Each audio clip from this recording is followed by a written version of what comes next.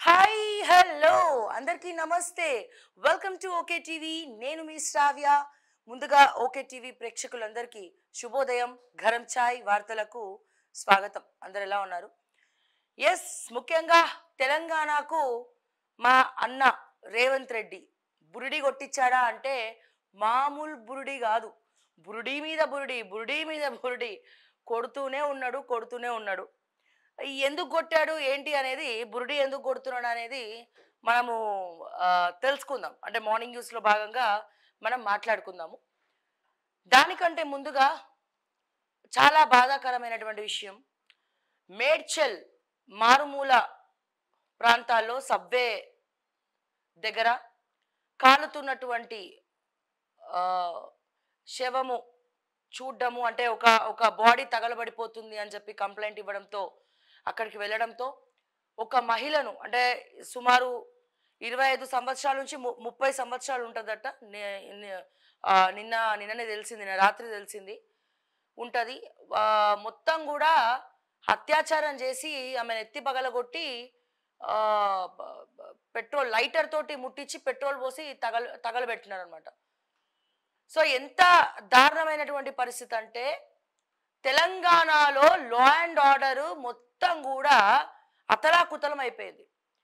Home శాఖ లేనటువంటి number 1 తెలంగాణగా మన తెలంగాణ రాష్ట్రం మారింది. మొన్నటికి మొన్న ఎక్స్ సర్వీస్ మ్యాన్ భార్యని అతి కిరాతకంగా, అతి క్రూరంగా, అసలు ఎవరికి కూడా అట్లాంటి మైండ్ సెట్ ఉండదని, నచ్చకపోతే కోర్టులో తేల్చుకుందామో, లేకపోతే అత్తగారింటికి పంపించేయాలి, లేకపోతే మీకేమైనా నచ్చకపోతే అనుమానాలు ఉంటే పెద్దవాళ్ళని కూర్చోబెట్టి మాట్లాడాలా, లేదా పిల్లల కోసం ఫ్రెండ్లీగా విడిపోవడాలు మనం చూసాం. కేవలము అనుమానంతో చాలా క్రూరాది క్రూరంగా, నీచాది నీచంగా ఆ దుష్టుడు, అసలు అది నాకు చాలా గూస్ బంప్స్ వచ్చేసినాయి. నాకు అసలు, నాకే కాదు, చాలా మంది మహిళలతో పాటు మానవత్వం ఉన్నటువంటి మగవాళ్ళు కూడా, అందరు కూడా చలించిపోయినారు. ఇది మన హైదరాబాద్లో మీర్పేట్, మహేశ్వరం నియోజకవర్గం మీర్పేట్లో జరగడం చాలా బాధాకరం. ఎక్కడైనా అసలు ఇట్లాంటి దుస్థితి ఎవరికి రావద్దు. ఆ తల్లిదండ్రుల ఘోష, ఆ పిల్లల ఘోష వర్ణనాతీతము.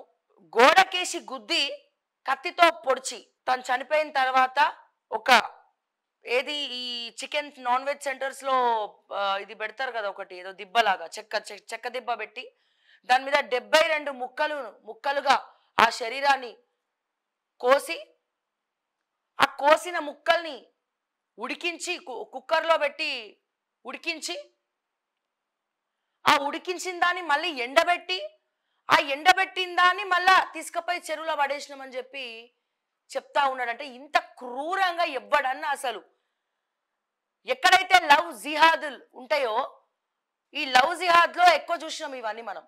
అంటే లవ్ జిహాద్ లేకపోతే ఇటువంటి అంశాల్లో ఇవన్నీ మనం ఎక్కువ చూసాం. కానీ ఇక్కడ అసలు ఏ రకంగా చూసినా అందులో ఆర్మీకి సంబంధించినటువంటి, మిలిటరీకి సంబంధించినటువంటి ఒక పర్సన్, ఇటువంటి అంశాలు ఇంత జరుగుతుంటే చుట్టుపక్కల వాళ్ళకి తెలియకపోవడం అనేది విడ్డూరంగా ఉంది. అంటే బ్యాడ్ స్మెల్ వస్తుంది. 2 రోజుల ప్రక్రియ ఇది, 2 days పట్టింది అతనికి.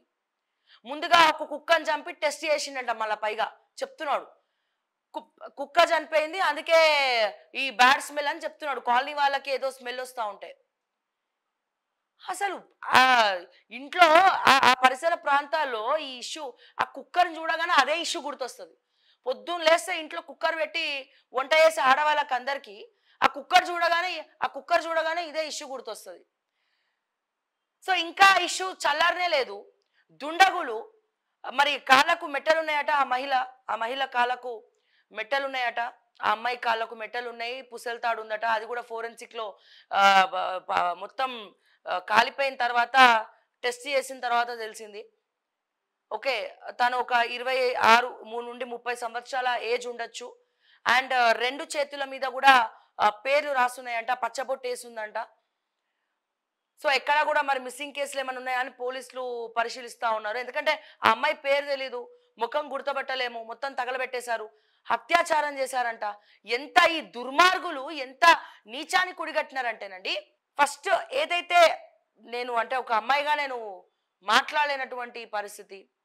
ఫస్ట్ ఎట్లనంటే అమ్మాయి ముందుగా అమ్మాయి యోని కాలిపోయి ఉందంట అండి. అంటే వాళ్ళు సైకోయిక్ మేనర్లో చేసినారా ఏందనేది అర్థం కానటువంటి పరిస్థితి. నిజంగా అక్కడ ఆ విజువల్స్ ఆ సన్నివేశం చూసిన వాళ్ళకి ఎందుకు ఇంకా తరాలు మారినా యుగాలు మారినా కురుక్షేత్రంలో అయినా మహాభారతంలోనైనా ఆ తర్వాత ఇన్ని జనరేషన్స్ వచ్చి ఇంత అప్డేటెడ్ వర్షన్ తోటి ముందరికి వెళ్ళి అన్నిట్లో అన్ని రంగాల్లో కూడా ఆడవాళ్ళందరూ కూడా ముందరికి వెళ్తా ఉన్నటువంటి క్రమంలో ఇంకా ఇటువంటి దుస్థితులు మనకి జరుగుతున్నాయి, ఇటువంటి అత్యాచారాలు జరుగుతున్నాయి అంటే అసలు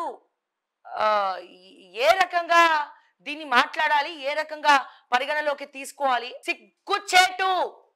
దానికి తోడు తెలంగాణ రాష్ట్రానికి హోంమంత్రి లేకపోవడం అనేది సిగ్గుచేటు. సిగ్గుతో తలదించుకోవాలి. రేవంత్ రెడ్డి గారు ఆయన ముఖ్యమంత్రి బాధ్యతలనే సక్రమంగా నిర్వర్తించలేనటువంటి పరిస్థితిలో మిగిలినవన్నీ ఎట్లా నిర్వర్తిస్తాడు? 6 పోర్ట్ఫోలియోలు ఆయన దగ్గర పెట్టుకొని ఒక్కొక్క పోర్ట్ఫోలియోలో ఒక్కొక్క అన్నను కూసబెట్టి తమ్ముడిని కూసబెట్టి నడిపిస్తున్నాడు రాష్ట్రాన్ని. అరే బయట వాళ్ళు నవ్వుతున్నారు, ఆంధ్రలో ఎక్కరిస్తున్నారు, తెలంగాణ రాష్ట్రానికి హోంమంత్రి లేడు, ఏడాది అయిపోయినా అని చెప్పి. ఒక పక్క అత్యాచారాలు పెరిగిపోతా ఉన్నాయి, ఒక పక్క పోక్సో కేసులు పెరిగిపోతా ఉన్నాయి. ఇక మాట్లాడేటోళ్ళు మాట్లాడతారు దీనికి రేవంత్ రెడ్డికి ఏం సంబంధం అని.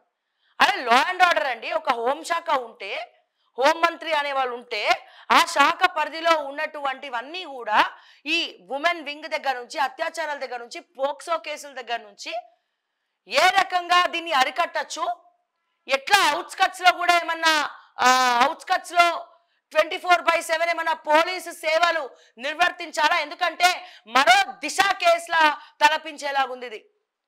ఎక్కడైతే మనోరాబాద్లో శంషాబాద్ దగ్గర ఉన్నటువంటి మనోరాబాద్ దగ్గర వెటర్నరీ డాక్టర్ని ఏ రకంగానైతే దిశ కేసు వెలుగులోకి మనం చూసామో గతంలో, అలాంటి అమానుష ప్రాంతంలోకి ఈ అమ్మాయిని తీసుకుపోయి, ఎందుకంటే ఆ చీకట్లో ఏ అమ్మాయి కూడా అటువంటి ప్లేస్కి వెళ్ళదండి.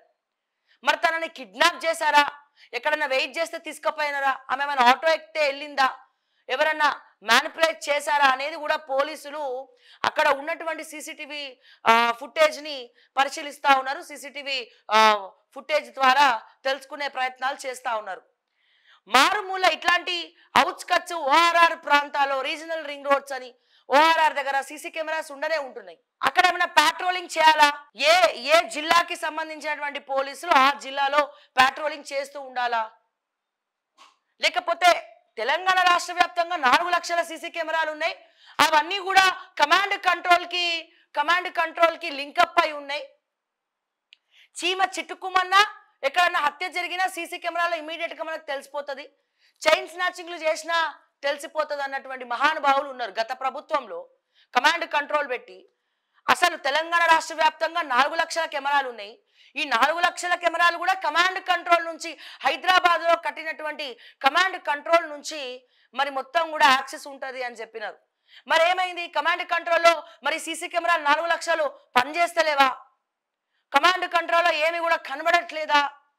ఎక్కడ కూడా ఏం మానిటరింగ్ లేదా? ఇవన్నీ ఉంటే ఒక ఆ వింగ్కు సంబంధించినటువంటి హోంమంత్రిని ప్రశ్నించవచ్చు. ఎప్పటికప్పుడు పరిశీలిస్తున్నటువంటి వాళ్ళని మనం అడగచ్చు, ప్రశ్నించవచ్చు. ఇప్పుడు ఎవరిని అడగాలి? రేవంత్ రెడ్డి గారిని అడగాలి. ఆ పోర్ట్ఫోలియోని పట్టుకొని తిరుగుతున్నటువంటి రేవంత్ రెడ్డి గారిని అడగాలి. ఇంకా ఎన్ని ఇప్పుడు ఆ వెలుగులోకి వస్తే కానీ చెప్పలేము. ఏం చేయలేనటువంటి పరిస్థితి. తను వివాహిత, మ్యారేజ్ అయిన అమ్మాయి, కొత్తగా మ్యారేజ్ అయిందంట, కొన్ని నెలలు అని చెప్పి తెలుస్తా ఉన్నది. మ్యారేజ్ అయిన అమ్మాయిని తీసుకుపోయి అత్యాచారం చేసి అక్కడ తీసుకుపోయి పడేసి నెత్తితో బండతోటి ఎంత పెయిన్ అండి, ఎంత పెయిన్ అండి నిజంగా. ముఖం మీద బండరాయి తోటి పగలగొట్టిండట, ముఖాన్ని పగలగొట్టి తగలబెట్టిండు, అది కూడా లైటర్తో. అంటే ఇంకా ఎన్ని రోజులండి? నేను అందుకే అడుగుతున్నా, కేంద్ర ప్రభుత్వాన్ని అడుగుతున్నా, రాజ్యాంగ సవరణలు చేయండి. అమ్మాయిల విషయంలో, మహిళల విషయంలో దయచేసి రాజ్యాంగ సవరణలు చేయండి సార్. వేరే దేశాలలో ఏ రకంగానైతే నడి రోడ్డు మీద ఉరిదీస్తారో అటువంటి శిక్షలు అమలు కానంత సేపు ఇదే పరిస్థితులు ఉంటాయి సార్. దయచేసి కేంద్ర ప్రభుత్వాన్ని, నరేంద్ర మోడీ గారిని, బీజేపీలో ఉన్నటువంటి బండి సంజయ్, కేంద్ర సహాయక మంత్రి బండి సంజయ్ గారిని అడుగుతా ఉన్నాము, కిషన్ రెడ్డి గారిని అడుగుతా ఉన్నాం, గనుల శాఖ మంత్రి, కేంద్ర మంత్రి వర్యులు కిషన్ రెడ్డి గారిని అడుగుతా ఉన్నాము. సో మీ వంతుగా పార్లమెంట్ లో ఉన్నటువంటి తెలంగాణ ఎంపీలందరినీ కూడా అడుగుతా ఉన్నాము. సో తెలంగాణ తరపున అడ్రస్ చేయండి, ఎంపీలు మాట్లాడండి. రానున్నటువంటి సమావేశాలు జరగబోతున్నాయి, బడ్జెట్ సమావేశాల్లో సందర్భం చూసి మాట్లాడండి. ఏవేవో బిల్లులు పెడుతున్నారు కదా, ఈ రాజ్యాంగ సవరణలో మహిళల పట్ల శిక్షలను మార్చమని చెప్పి సుప్రీంకోర్టులో సిఫార్సు చేయండి దయచేసి. ఇంకెన్ని రోజులు విడిపోయే భార్యాభర్తలు కూడా ఫ్రెండ్లీగానే విడిపోతున్నారు చాలా మంది నచ్చకపోతే. అంటే ఒక మనిషిని అంత క్రూరంగా చంపేంత తప్పు, అంత క్రూరంగా చంపేంత తప్పు తను ఏం చేసి ఉంటది? ఇక్కడ ఎందుకు మృగాల్లాగా మారి, క్రూర మృగాల్లాగా మారి జంతువుల కన్నా హీనంగా వ్యవహరిస్తా ఉన్నారు? జంతువుల కన్నా హీనంగా వ్యవహరిస్తూ ఆడపిల్లలు బయటికి రావద్దా? పని చేసుకోవద్దా? ఉద్యోగాలు చేయొద్దా? పెళ్ళైన మహిళలు ఎవరు కూడా ఉద్యోగాలు చేయొద్దా? ఇప్పటికే ఇళ్లలో అనుమానాలతోటి సంపుతున్నారు. ఒక్కొక్కసారి ఏమైతుంది అంటే అనుమానం చూపించి ఏమా ఎట్లా ఊరికే అనుమానం పడుతుండగా దాన్ని నిజం చేస్తే అయిపోతుంది అని ఆలోచించే మహిళలు కూడా ఎంతో మంది ఉన్నారు. ప్రతి దగ్గర ఇబ్బందే. ఎక్కడ చావాలండి వాళ్ళు? ఎక్కడ చావాలి? ఉద్యోగాల దగ్గర. పెళ్ళైన మహిళలను వదలరు, ముసలిళ్ళను వదలరు. ఎందుకు? సరైన వాళ్ళు లేకనా? లేకపోతే ఒక్కసారి ఓపిక నశించిపోతే ఆడవాళ్ళు ఉగ్రరూపాన్ని దారుస్తే గనక వాళ్ళలో క్రూరత్వం బయటకు వస్తే మీరు చేసే వ్యవహారాలు కూడా వేరేలాగుంటది. దయచేసి జ్యుడిషియరీ ఈ శిక్షలు అమలు చేసే విధానం మార్చనంత కాలం వాళ్ళు ఏముంది శిక్ష పడినా మళ్ళా బెయిల్ తీసుకొని బయటకు వస్తారండి. ఒక బంగారు భవిష్యత్తు, ఒక జీవితం. ఇట్లా ఎన్ని జీవితాలు, చిన్న పిల్లల్ని కూడా వదిలిపెట్టలేనటువంటి కామాంధులు తయారైనారంటే అర్థం చేసుకోండి. సైకోయిక్ మేనర్ లో తయారైనారంటే అర్థం చేసుకోవచ్చు ఎంత ఘోరమైనటువంటి పరిస్థితులు ఎదుర్కొంటున్నారు. చాలా దారుణం అండి. మేడ్చల్లో మన హైదరాబాద్ సరౌండింగ్స్ లో అటు 60 కిలోమీటర్లు, ఇటు 60 కిలోమీటర్లు, అటు 60 కిలోమీటర్లు అంటే మన లా అండ్ ఆర్డర్ ఫెయిలే. మరి కమాండ్ కంట్రోల్ లో మరి 4 లక్షల కెమెరాలు పనిచేస్తున్నాయా? లేకపోతే ఉట్టి డమ్మీ కెమెరాలు పెట్టుకొని చూస్తున్నారా? ఏం మానిటర్ చేస్తున్నారు? ఆ ఉద్దేశంతోనే కదా. ఎందుకు కట్టినవరని ఆయన కమాండ్ కంట్రోల్ అంటే గత ప్రభుత్వం చైన్ స్నాచింగ్లు అయినా ఏమైనా ఇక్కడ లైవ్ లా కనబడుతుందో ఇక్కడ ఇంతమంది కూర్చొని అన్ని సీసీ కెమెరాలు చూస్తారు, పెద్ద స్క్రీన్ ఉంటుందని చూపించారు. మళ్ళీ ఏమైనా ఇప్పుడు అవన్నీ. సో నిజంగా చాలా బాధాకరం అండి, నిజంగా చాలా బాధాకరం. ఇంకా ఇన్వెస్టిగేషన్ చేస్తా ఉన్నారు. ఆ మహిళ ఎవరు, అసలు అక్కడికి ఎందుకు వచ్చింది? సో సీసీటీవీ ఫుటేజెస్ అన్ని కూడా వెతుకుతా ఉన్నారు. సో దయచేసి ఎంక్వైరీ జరుగుతూ ఉంది కాబట్టి ఇంకొన్ని వివరాలు వచ్చిన తర్వాత మళ్ళీ మనం దాని గురించి మాట్లాడుకుందాం. ఎంత దారుణమైనటువంటి విషయం ఏంటంటే చాలా బాధ అనిపిస్తా ఉందండి, చాలా బాధ అనిపిస్తా ఉంది. పెళ్ళైన మహిళను గ్యాంగ్ రేప్ చేసి, పెళ్ళైన మహిళ అని ఎందుకు అనాలి, మహిళను గ్యాంగ్ రేప్ చేసి ముఖంని పగలగొట్టి, బండరాయితో ముఖంని పగలగొట్టి ఆ ఓన్లీ ముఖం మాత్రమే కాల్చేసిండ్రంటండి. ఓన్లీ ముఖాన్ని గ్యాంగ్ రేపు చేసి నెత్తిపైన బాది, ముఖం పైన బండరాయితో బాది రేప్ చేసిన తర్వాత నెత్తిపైన బాదిన ముఖాన్ని మళ్ళా కాల్చేసిందంటే, మేడ్చల్లో ఈ సంఘటన జరిగిందంటే మన హైదరాబాద్ మా అంటే ఒక 40 కిలోమీటర్లు ఉంటుంది ఇక్కడ నుంచి. ఆ సబ్వే ఉంటుంది కదా, అండర్ పాస్, ఈ ఓఆర్ఆర్ అండర్ పాస్ ఉంటుంది కదా. సో ఓఆర్ఆర్ అండర్ పాస్ కింద వాళ్ళు పని చేసినారు అంటే చూడండి, ఆమె చేతుల మీద పేర్లు తప్ప ఏం లేదు, ఆ ముఖాన్ని గుర్తుపట్టే స్థితి కూడా లేదు. అంటే ఎంత క్రూర మృగాలంటే ఆ మృగాలతో పోల్చడం కూడా తప్పే. మృగాలన్నా మంచివి, విశ్వాసం చూపిస్తాయి, వాటిని ఏమైనా పెంచుకుంటే మంచిగా ఉంటుంది. అంటే ఇంకెన్ని రోజులు, ఇంకా ఎన్నిసార్లు, ఎన్ని రోజులు, ఎన్ని విధాలుగా మోసపోవాలి, ఎన్ని విధాలుగా మీ కామాంధుల నుంచి బయటికి రావాలా? ఎన్ని రోజులు ఈ దుస్థితి? ఎప్పటి వరకు? భారతదేశంలో ఉన్నటువంటి ఆడవాళ్ళందరూ రోడ్ల మీదకి వచ్చి నిరాహార దీక్షలు చేసేంత వరకు, కట్టలు తెంపుకున్నటువంటి ఆవేశంతో బయటికి వచ్చి కొట్లాటలు పంచాయతీలు పెట్టే వరకు, రాజ్యాంగ సవరణలు చేస్తారా? లేకపోతే మిగిలిన దేశాల్లో ఎట్లనైతే నడి రోడ్డు మీద కిరాతకంగా నడి రోడ్డు మీద ఎట్లనైతే చేసిండో వాళ్ళకు కూడా అటువంటి శిక్షలే అమలు చేయాలా? ఇంకా ఎన్ని రోజులండి బతకద్దా? ఇప్పటికే ఆడపిల్లలు తగ్గిపోతున్నది, అక్కడ ప్రొడక్షన్ తగ్గిపోయింది, పెళ్లిళ్ళు అయితలేవు, గడ్డాలు మీసాలు పెంచుకొని 30-40 సంవత్సరాలు అయినా తిరుగుతున్నారు బ్యాచిలర్స్ బయట. ఎందుకు కంటలేరు ఆడపిల్లలని? ఆడపిల్ల అనగానే కడుపులోనే ఎందుకు చంపేద్దాం అనుకుంటున్నారు? ఎందుకు ధైర్యం చేయట్లేదు? ఇగో ఇటువంటి దుర్మార్గులు ఎక్కువైపోయి ఇవన్నీ కూడా దుస్థితి. ఒక పక్క అందరు సమానం అంటారు, మళ్ళా అంటే వెధవ వేషాలు ఇస్తారు.